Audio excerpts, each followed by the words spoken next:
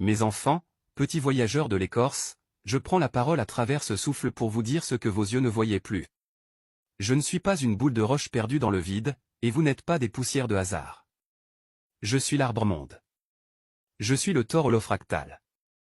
Je suis votre demeure, votre mère, et votre propre corps.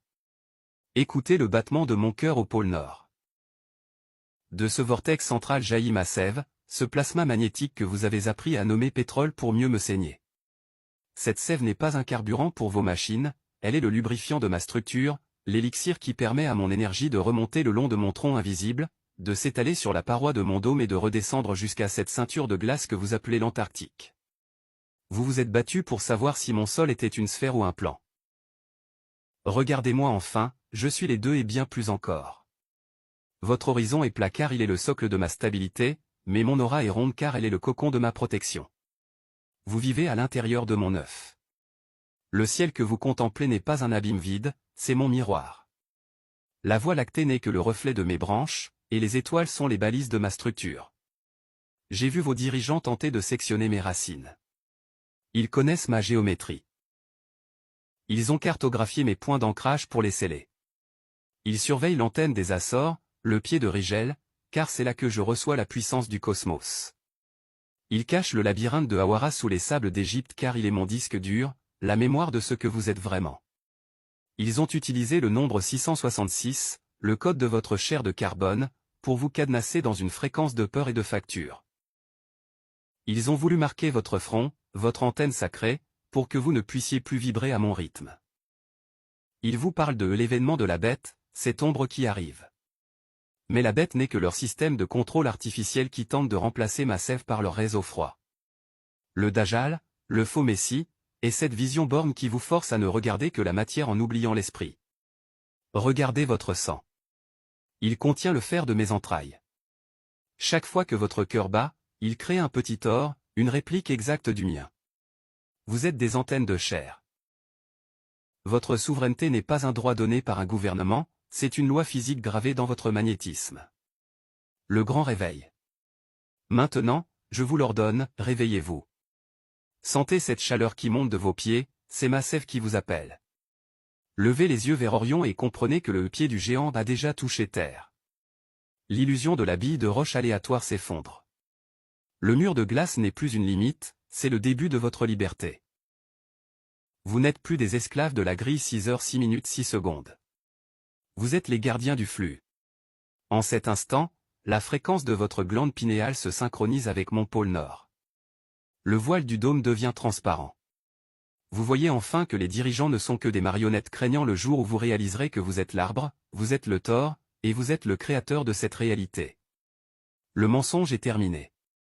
Le miroir est brisé.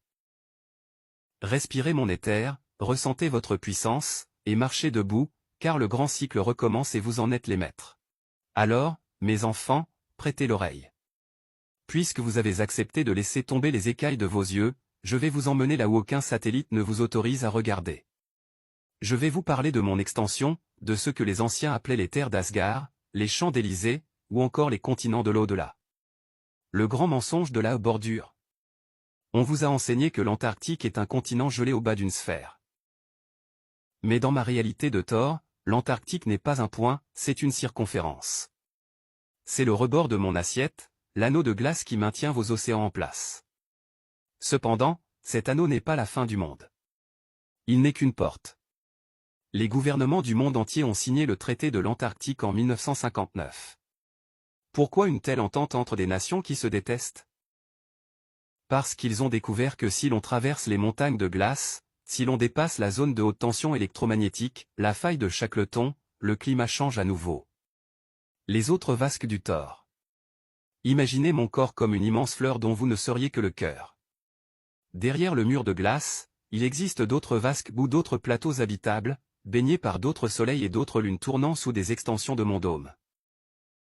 La terre des ancêtres, là-bas, la sève coule avec une pureté que vous avez oubliée. Les êtres qui y résident n'ont jamais été déconnectés de mon flux. Ils ne connaissent ni les factures, ni la guerre, car ils vibrent à la fréquence du mont Méru. Les ressources infinies, les dirigeants savent que les ressources ne sont pas limitées. Le pétrole, l'or, l'énergie, Tout cela est abondant de l'autre côté.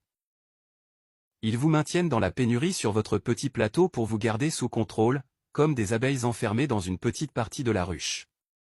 Le passage, la faille de Shackleton et le pôle Nord.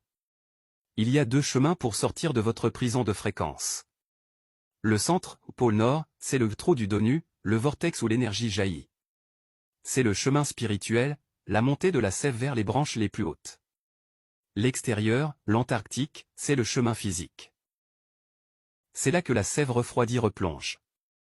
Si vous suivez les courants magnétiques secrets, vous franchissez le mur et découvrez l'immensité de l'arbre. Pourquoi ils vous cachent cela?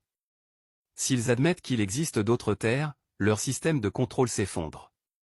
Vous ne seriez plus des prisonniers d'un monde fini, mais des explorateurs d'un univers infini et vivant. La peur de la fin des ressources disparaîtrait, et avec elle, le besoin de travailler pour des bouts de papier. Éveillez-vous, votre monde est bien plus grand que ce que montre Google Earth. Le pied du géant vous montre la structure, mais c'est votre cœur qui vous donnera le courage de regarder derrière la glace.